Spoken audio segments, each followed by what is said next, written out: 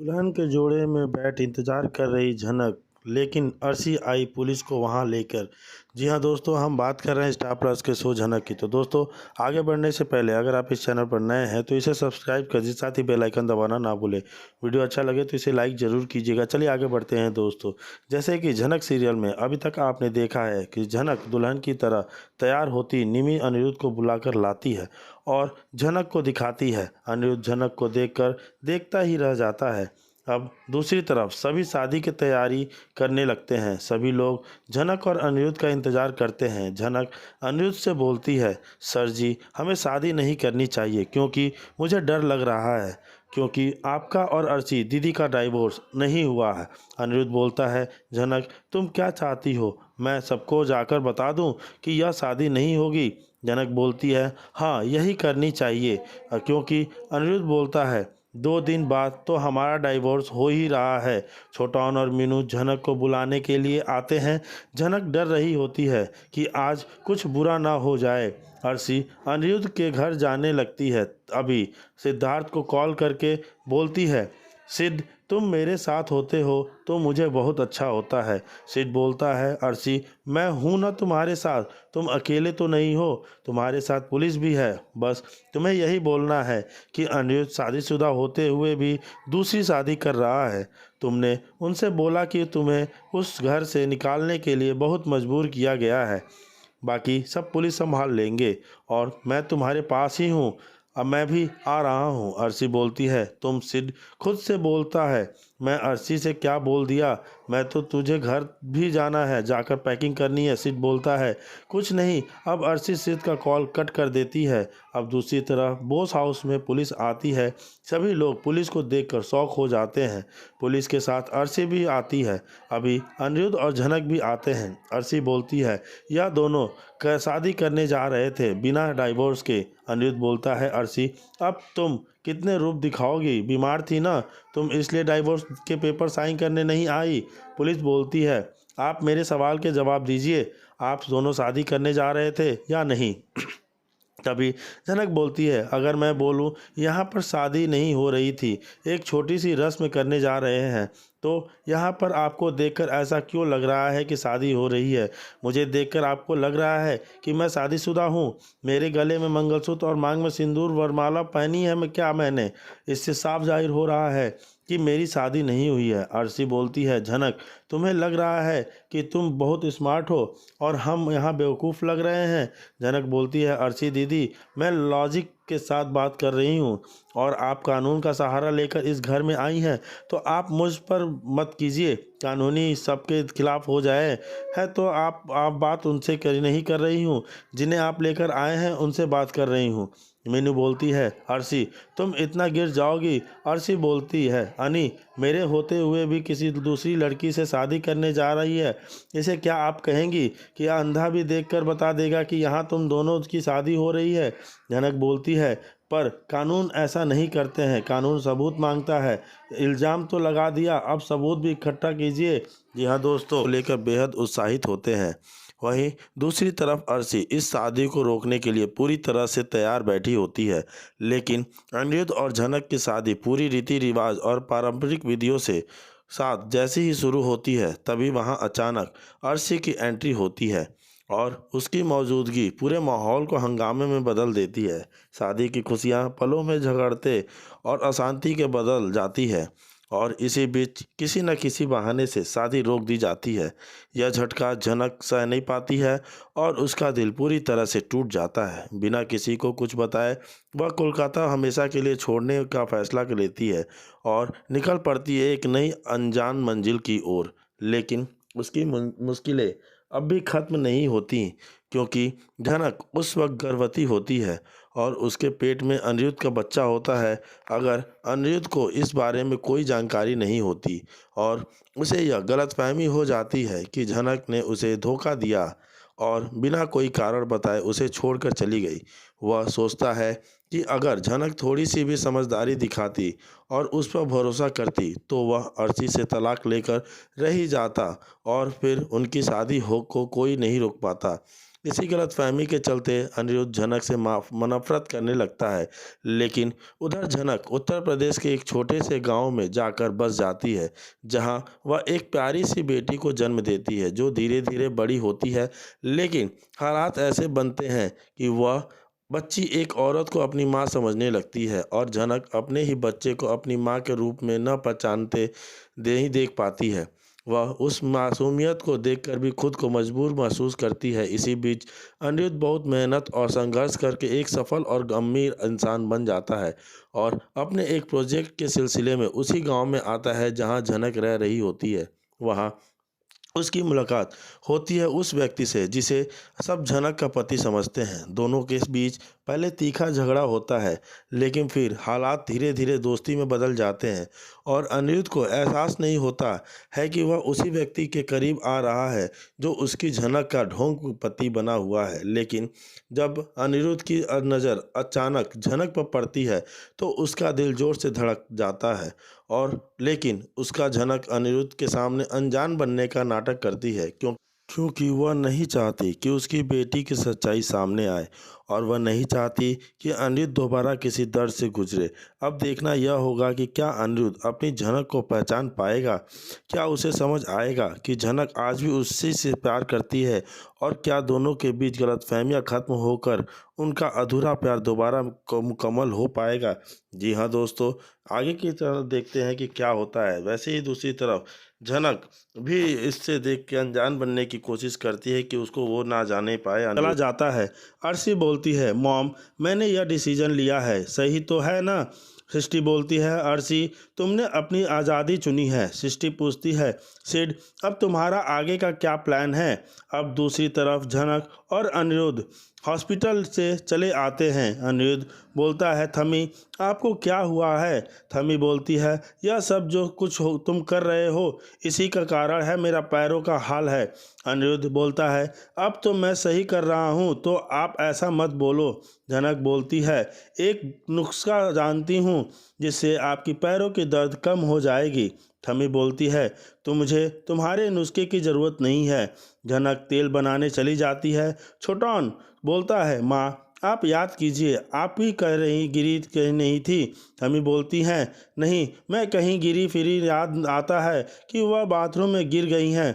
अब झनक थमी के लिए तेल लाती है और मालिश करती है। थमी तेल लगाने से मना कर देती है, फिर भी झनक थमी के पैरों के तेल लगाती है जिससे दर्द कम हो जाता है और थमी का गुस्सा थोड़ा शांत हो जाता है। वहीं परिवार वाले भी झनक की इस आदत को देख के बहुत खुश होते हैं कि वह सबकी कितनी देखभाल कर रही है और सबकी कितनी सेवा कर रही है। अनिरुद्ध बहुत खुश होता है झनक के लिए। वहीं दूसरी तरफ सिद्धार्थ अर्शी को अपने आगे के प्लान में लेने के लिए सोच रहा होता है। सृष्टि मुखर्जी तो अभी तक भूल नहीं पाई हो। अर्शी बोलती है, ऐसा कुछ नहीं है, मैं अपना पास्ट भूल चुकी हूँ और अब अनिरुद्ध से मुझे कोई मतलब नहीं है, सिर्फ तुमसे प्यार करती हूँ। अर्शी बोलती है, तुम बुरा ना मानो तो एक बात बोलूँ, मुझे अभी भी लगता है कि मुझे अनिरुद्ध को डाइवोर्स दे देना चाहिए। सिड बोलता है, तुम ऐसा नहीं करोगी। अर्शी बोलती है, सिड मुझे तुमसे वादा चाहिए कि तुम मुझे कभी छोड़कर नहीं जाओगे। सिड बोलता है, नहीं मैं तुम्हारा ही हूँ। सिड अर्शी को गले लगा लेता है। अब दूसरी तरफ झनक और अनिरुद्ध का फोटोशूट होता है। थमी के पैरों में बहुत दर्द होता है। बड़ी बॉडी और छोटौन उन थमी के पैरों की मालिश करते हैं। थमी बोलती है, उस लड़की का मुझे सराफ लग गया है, मेरे पैरों में दर्द है। बाबुल बोलता है, माँ आप क्या बोल रही हैं झनक के बारे में? अब अर्शी और सिद्ध का रोमांस चल रहा होता है घर में कि घर की बेल बजती है। अर्शी बोलती है, लगता है सिड कोई आया है, देखती हूँ। सिड बोलता है कि नहीं, पार्सल वाला होगा, जाने दो। अभी विनायक अर्शी को आवाज़ लगाता है और कॉल करता है। अर्शी विनायक की आवाज़ सुनकर नीचे आती है। विनायक बोलता है, अर्शी मुझे तुमसे बात करनी है, तुम बिना मुझे बताए अनिरुद्ध के घर से क्यों चली आई? अर्शी बोलती है, पापा पहले अनिरुद्ध ही मुझे छोड़कर उस लड़की के साथ रह रहा था, इसलिए मैं कैसे उस घर में रह सकती हूँ।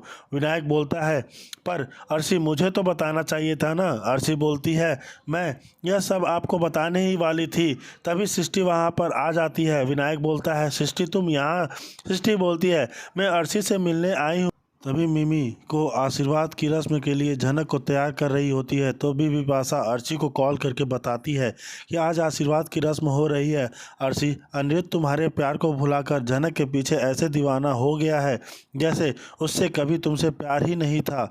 अर्शी बोलती है, मुझे अनी के प्यार की ज़रूरत नहीं है भाभी, मेरे पास सिद्ध है जो मेरा इतना ख्याल रखते हैं, और आप जानती हैं कि सिद्ध के साथ सेटल हो रही हूँ। विपाशा बोलती है, मैं भी तो यही चाहती हूँ, लेकिन अनिरुद्ध ने तुम्हें धोखा दिया है, इसलिए तुम्हें याद दिला रही हूँ, अनिरुद्ध को कभी माफ़ मत करना। आशीर्वाद बोलती है कि आपको किसने बोला कि मैंने अनी को माफ़ कर दूंगी।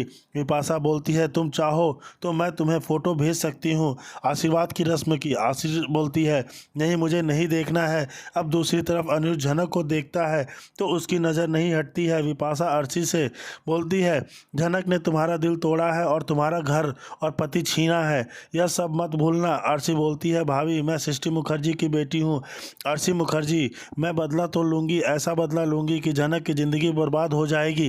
अर्शी तब विपाशा का कॉल कट कर देती है। सिड बोलता है, अर्शी, जो कोई भी तुम्हारी बेइज्जती करेगा मैं उसे बर्दाश्त नहीं करूँगा। तुम जानती हो ना तुम्हें क्या करना है।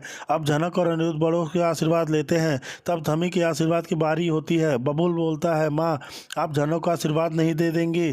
थमी बोलती है, मैं तुम्हारे बाबा ने आशीर्वाद कर दिया तो मेरे देने की क्या ज़रूरत है। झनक बोलती है, आप मुझे आशीर्वाद नहीं दे, लेकिन मैं आपसे आशीर्वाद लूँगी। अब शुभ और तनुजा आते हैं। बबूल बोलता है, तुम दोनों आशीर्वाद नहीं दोगे। शुभ बोलता है, नहीं, मैं इस लड़की को आशीर्वाद नहीं दे सकता है। वहीं दूसरी तरफ शादी करने से रोक देगी और शायद सिद्धार्थ को मजबूर कर देगी कि वह उससे शादी करे। उसकी बेवकूफ़ी की हद तो तब पार हो जाती है जब वह अनिरुद्ध को उसकी शादी के मुबारकबाद भी देती है, जबकि अंदर ही अंदर वह उसे बर्बाद करने की साजिश रच रही है। उधर अनिरुद्ध सिद्धार्थ को एक अच्छा इंसान समझ रहा है और उसे अर्शी का ख्याल रखने के लिए भी धन्यवाद भी दे रहा है। उसे यह बिल्कुल भी अंदाज़ा नहीं है कि सिद्धार्थ की असलियत क्या है और वह किस खतरनाक खेल का हिस्सा बनने जा रहा है। सिद्धार्थ ने अर्शी के चेहरे पर एक झूठा मुखौटा चढ़ा रखा है जिसे वह जल्द ही उतारने वाला है। अर्शी बुरी तरह से सिद्धार्थ के जाल में फंस चुकी है और उसे इस बात का जरा भी अंदाज़ा नहीं है कि वह कितनी बड़ी गलती कर रही है। कम से कम उससे इतना समझ तो होना ही चाहिए कि अगर अनिरुद्ध को तलाक नहीं देगी तो अनिरुद्ध भी भले ही झनक से शादी ना कर पाए, लेकिन वह खुद भी सिद्धार्थ से शादी नहीं कर पाएगी। कानूनी रूप से वह अभी अनिरुद्ध की पत्नी है और बिना तलाक के दूसरी शादी करना गैर कानूनी है। अगर अर्शी अनिरुद्ध को फंसाना चाहती है तो वह खुद भी उसी बुरी हाल तरह से फंस जाएगी। रही बात सिद्धार्थ की, तो उसकी नीयत बिल्कुल भी अर्शी से शादी करने की नहीं लग रही है। लगातार इस बात को टाल रहा है, शादी के बात को अनसुना कर दे रहा है। अर्शी कहती है कि अभी उसे थोड़ा सेटल होने दो, बिजनेस संभालने दो, उसके बाद शादी के बारे में सोचेंगे। सिद्धार्थ के चाल ढाल से साफ पता चलता है कि अर्शी उसकी शादी करने से कोई दिलचस्पी नहीं है, लेकिन अर्शी तो सपने संजो कर बैठी है कि वह सिद्धार्थ के साथ अपना घर बसाएगी। सिद्धार्थ उसे इधर उधर घुमा रहा है कि वह उससे शादी करेगा और कोशिश कर रहा है कि जानबूझकर पेपर की अर्शी को उस पर बिल्कुल भी शक ना हो। लेकिन अर्शी को शक तो हो या ना हो, उसे इस बात की बुनियादी समझ होनी चाहिए कि जब तक अनिरुद्ध को तलाक नहीं देगी ना, तो अनिरुद्ध भी और उसे वो खुद भी तलाक नहीं होगा और वो खुद भी शादी नहीं कर सकती। अगर वह अनिरुद्ध को आज़ाद नहीं करेगी तो वह खुद भी बंधी रहेगी। में उसका एक भयानक एक्सीडेंट हो जाता है। जैसे ही इस हादसे की खबर घर वालों को मिलती है, सभी लोग हड़बड़ाते हुए घटनास्थल पर पहुंच जाते हैं। झनक, जो दुल्हन के जोड़े में अनिरुद्ध का इंतजार कर रही थी, अब खबर सुनकर हवास हो जाती है और रोती हुई वहां पहुंचती है। जब वह अनिरुद्ध को खून से लथपथ देखती है तो उसके होश उड़ जाते हैं और अनिरुद्ध के सिर पर गहरी चोट आई होती है और वह बेहोश होकर जमीन पर पड़ा होता है। झनक दौड़कर उसके पास जाती है और रोते हुए उसका हाथ पकड़ लेती है। तब अनिरुद्ध की सांसें चल रही होती हैं और वह धीमी आवाज़ में झनक को कहता है, अगर मुझे कुछ हो गया तो तुम्हारा ध्यान कौन रखेगा। यह सुनकर झनक की आंखों में आंसुओं की धारा बहने लगती है, क्योंकि उसे यह एहसास होता है कि अनिरुद्ध उससे कितना प्यार करता है और इस मुश्किल घड़ी में भी उसे सिर्फ झनक की फिक्र है। इसके बाद सभी लोग मिलकर अनिरुद्ध को अस्पताल ले जाते हैं और डॉक्टर तुरंत इसका इलाज शुरू कर देते हैं। जांच के बाद डॉक्टर बताते हैं कि अनिरुद्ध के सिर पर गंभीर चोट लगी है और उसकी याददाश्त जा सकती है। सुनकर घर वाले झनक बुरी तरह से टूट जाते हैं। कुछ देर बाद जब झनक अनिरुद्ध को होश आता है तो वह सबको पहचानता है, लेकिन झनक को नहीं पहचानता है। उसे श्रीनगर से लौटने के बाद की कोई बात याद नहीं होती, जिससे उसकी यादों से झनक की पूरी तरह मिट जाती है। यह शख्स से इतना प्यार करता है, वह उसे बिल्कुल भी नहीं पहचान रहा है। अर्शी जब यह सब देखती है तो तुरंत अस्पताल पहुंचती है और अनिरुद्ध को देखकर दिखावटी आंसू बहाने लगती है। वह घर वालों को यह जताने की कोशिश करती है उसे अनिरुद्ध की हालत देखकर बहुत दुख हो रहा है, जबकि अंदर ही अंदर वह खुश हो रही होती है कि उसकी चाल कामयाब हो गई है। अब कहानी में सबसे बड़ा सवाल यह है कि क्या झनक अपने प्यार और आत्मबल से फिर से अनिरुद्ध को अपना बना पाएगी? क्या अनिरुद्ध को अपनी पूरी हुई यादें वापस आएगी, या फिर अर्शी और बिपाशा की साजिशें कामयाब होंगी? जी हाँ दोस्तों, झनक को अनिरुद्ध से हमेशा के लिए दूर कर देंगी? यह देखना दिलचस्प होगा कि झनक इस मुश्किल परिस्थिति का सामना कैसे करती है। अनिरुद्ध बोलता है आप तो सुधर गए, और अनिरुद्ध बिपाशा से बोलता है आप जिस शर्म से इस घर में खड़ी हैं, आपको इस घर से घसीट कर बाहर तो नहीं कर सकता, क्योंकि मैं जानता हूँ आपकी घर हालत क्या है। लेकिन आपने जो झनक के साथ किया, अगर आपने दोबारा ऐसा किया तो मैं यह सहन नहीं कर पाऊँगा। और जी हाँ दोस्तों, ये सब बोलते हुए अनिरुद्ध बहुत ज़्यादा गुस्सा हो जाता है और बोलता है कि आज के बाद झनक को कोई भी कुछ नहीं बोलेगा। अगर किसी ने भी झनक की बेइज्जती की या किसी ने भी उसे अपशब्द कहा तो मुझसे बुरा कोई नहीं होगा। मैं ये बिल्कुल बर्दाश्त नहीं करूँगा कि कोई मेरी झनक की बेइज्जती करे।